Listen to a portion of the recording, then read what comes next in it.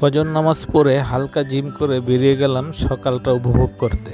তাই 3 বন্ধু নৌকা নিয়ে পার হচ্ছি। অসম্ভব সুন্দর কুয়াশা মিশ্রিত শীতের সকাল, যত দেখি ততই ভালো লাগে।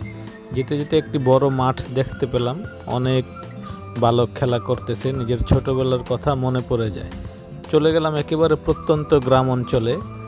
দেখেন একেবারে ফ্রেশ লাউ শাক এবং কিছু মুরগি খেলা করছে, একেবারে দেশি পিওর মুরগি। আসলে এইসব মুরগিগুলো খেতে কিন্তু খুবই সুস্বাদু হয়, আমরা তো ফার্ম খেয়ে অভ্যস্ত। যাই হোক, আবার হাঁটা শুরু করলাম নিরিবিলি পরিবেশের খোঁজে। এক পাশে দেখতে পেলাম একটি বড় গেট, ঢুকে পড়লাম। সম্ভবত এটা একটি প্রজেক্ট, সোনার বাংলা প্রজেক্ট। নিরিবিলি পরিবেশ এবং কুয়াশায় হাঁটার জন্য ঘাস খুঁজতেছিলাম। তো এই যেই ঘাসগুলো দেখলাম, এগুলো সব বড় বড় ঘাস। এটার ভিতরে কিছুক্ষণ হাঁটাহাঁটি করলাম ঘাসের ভিতরে। শীতের